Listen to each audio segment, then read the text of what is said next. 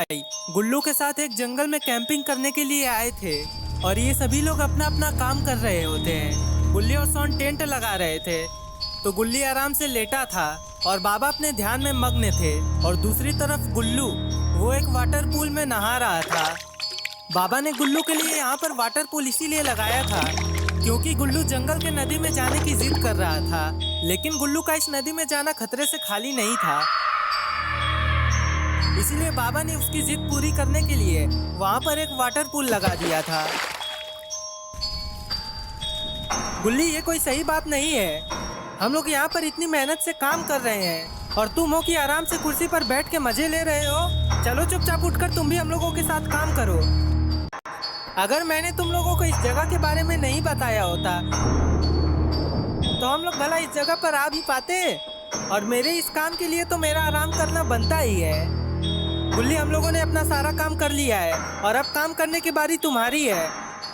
सोन, अपनी आवाज़ थोड़ी धीरे करो वरना बाबा ध्यान लगा रहे हैं और अगर उनका ध्यान भंग हो गया तो फिर वो तुम्हें अंग भंग कर देंगे। इन लोगों की बातों की वजह से बाबा का ध्यान भी टूट जाता है और ध्यान के टूटने की वजह से बाबा काफ़ी गुस्सा हो जाते हैं। आखिर बात क्या है? तुम लोग इतना चिल्ला क्यों रहे हो? बाबा देखिए ना, हम लोग तब से यहाँ पर काम कर रहे हैं और गुल्ली कुर्सी पर बैठकर मजे ले रहा है। हम लोगों ने अपना सारा काम कर दिया है और अब गुल्ली का काम खाना बनाने का है, तो आप उसे खाना बनाने को बोलिए। अरे मेरे होते हुए तुम लोग खाने की टेंशन क्यों लेते हो? तुम लोग बताओ मुझे तुम्हें क्या खाना है, मैं अपनी जादुई शक्तियों से यहाँ पर खाना मंगवा दूंगा। और बाबा की ये बात सुनकर इन सभी लोगों की खुशी का ठिकाना ही नहीं रहता है और फिर बाबा इन सभी लोगों के सामने स्वादिष्ट खानों का भंडार रख देते हैं। बाबा, हम लोग इतना कुछ खा रहे हैं लेकिन आपने अपने लिए कुछ नहीं लाया है, आखिर आप क्या खाएंगे? सोन, मैं हवा खाऊंगा। जिसके बाद ये सभी लोग पेट भर के अपना मन पसंदीदा खाना खाते हैं। बाबा, मैंने काफ़ी ज़्यादा खा लिया है और अब मुझे बहुत जोरों की नींद आ रही है, इसलिए मैं तो अब जा रहा हूँ सोने। सोन, सिर्फ तुम्हें ही नहीं हम सभी लोगों को नींद आ रही है और मुझे लगता है कि अब हम सभी लोगों को सो जाना चाहिए क्योंकि हमें कल सुबह जल्दी उठना भी है। जिसके बाद ये पांचों लोग अपने अपने टेंट में जाकर सो जाते हैं। गुल्ली, बुल्ली, सोन और गुल्लू ये चारों एक टेंट में थे और बाबा अपने अलग टेंट में थे। और जब ये लोग गहरी नींद में सो जाते हैं तब तालाब के अंदर से इविल नन बाहर आती है और अब इविल नन इनमें से किसी एक को अपने साथ ले जाने वाली है। और टेंट के अंदर आने के बाद इविल नन सोचती है कि आखिर वो इन चारों में से किसी अपने साथ ले जाए। और कुछ देर बाद इविल नन ने सोन को अपने साथ ले जाने का मन बना लिया था, लेकिन तभी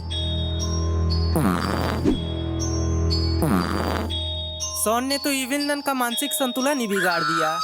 जिसके बाद इविल नन का सोन को ले जाने का मन बदल जाता है और वो अब गुल्लू को अपने साथ ले जाने वाली है। जिसके बाद वो धीरे से गुल्लू को अपने पीठ पर टांग कर वापस से उसी तालाब के अंदर चली जाती है। लेकिन इन सभी बातों से अनजान गुल्ली, बुल्ली और सोन तो मजे की नींद ले रहे हैं और जब इनकी आंखें खुलेंगी और इन्हें अपने साथ गुल्लू नहीं दिखेगा तो आखिर ये लोग क्या करेंगे? अरे वाह, मेरे सपनों की रानी आ गई। मम्मी,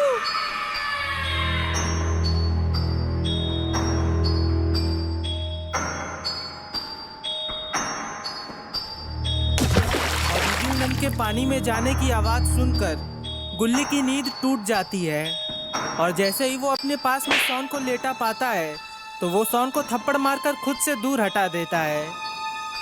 पर तभी उसे याद आता है उसके पास तो गुल्लू सोया था, लेकिन आखिर गुल्लू कहाँ गया है? हे भगवान, कहीं ये नदी में जाने की आवाज़ गुल्लू की तो नहीं न थी? अगर ऐसा होगा तो फिर मैं मौसा जी को क्या जवाब दूंगा? और दूसरी तरफ इविल नन ने गुल्लू को लाकर पिरामिड के अंदर एक खुफिया जगह पर टांग दिया था, लेकिन आखिर इविल नन गुल्लू के साथ करने क्या वाली है? और गुल्लू जब अपने सामने देखता है तो वो इविल नन और उसके साथ दो मम्मी को पाता है। अरे ओ गुटके वाली बुढ़िया, चुपचाप से मुझे यहाँ से जाने दे, वरना अगर मेरे बुढ़े बाबा यहाँ पर आ गए ना तो तुम लोगों में से किसी की भी खैर नहीं। मेरे बुढ़े बाबा तुम सभी लोगों को मार डालेंगे और बुढ़िया तेरे सड़े हुए मुंह को तो वो और भी सड़ा डालेंगे। अबे ओ बच्चे, तुझे हवा में क्या लटका दिया? तू खुद को हम लोगों से ऊंचा समझ रहा है? तेरी हिम्मत कैसे हुई हम लोगों की रानी के बारे में ऐसा बोलने की? आखिर तेरा बुढ़ा बाबा कर क्या लेगा? तुम लोग तो अपना मुंह बंद ही रखो। तुम लोग पहले से ही एक बार मर चुके हो और तुम्हें दोबारा से मारने में मेरे बुढ़े बाबा के हाथ भी नहीं कांपेंगे, इसलिए रहने दो। ये बच्चा जो अपनी उम्र से भी बड़ी बड़ी बातें कर रहा है ना, इसे मैं अच्छे से बताती हूँ। इसके बुढ़े बाबा को भी मैं यहाँ पर लाकर इसके आंखों के सामने उसे मार डालूंगी और तब देखती हूँ कि ये बड़ी बड़ी बातें कहाँ जाएंगी।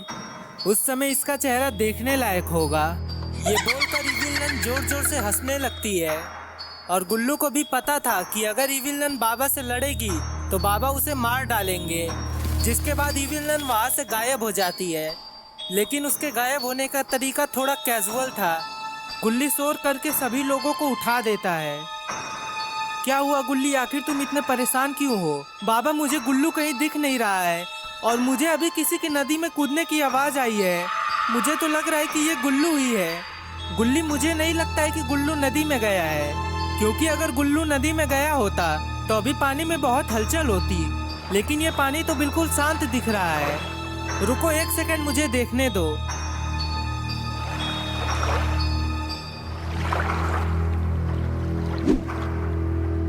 गुल्ली, ये नदी नहीं बल्कि एक दूसरी दुनिया में जाने का पोर्टल है और मुझे ऐसा लगता है कि कोई गुल्लू को अपने साथ दूसरी दुनिया में ले गया है। एक काम करो, तुम लोग यहीं पर रुको और मैं दूसरी दुनिया में जाके गुल्लू को बचाकर वापस लाता हूँ। लेकिन इससे पहले कि वो नदी में कूदते, वहाँ पर इविल नन आकर खुद बाबा को टाइम कर दूसरी दुनिया में ले जाती है।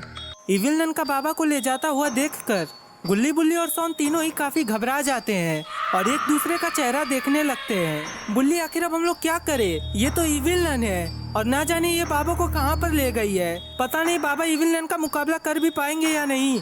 बुल्ली, हमें भी बाबा की मदद करनी चाहिए। चलो हम लोग भी इस नदी में कूदकर उस दूसरी दुनिया में जाते हैं। जिस पर बुल्ली बोलता है, गुल्ली थोड़ा दिमाग से काम लो, आखिर हम लोग वहाँ जाकर कर भी क्या लेंगे?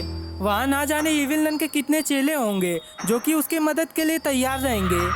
बाबा को बचाने के लिए हमें अपने साथ एक ऐसा आदमी लेकर जाना चाहिए जो कि इविल नन से लड़ सके, और तुम्हें बंदूक के बगल में ही टांग दिया है। और ये देखकर गुल्लू के भी होश उड़ जाते हैं। जिसके बाद इविल नन धीरे धीरे गुल्लू की तरफ बढ़ने लगती है और फिर एक मम्मी बोलते हैं, बच्चे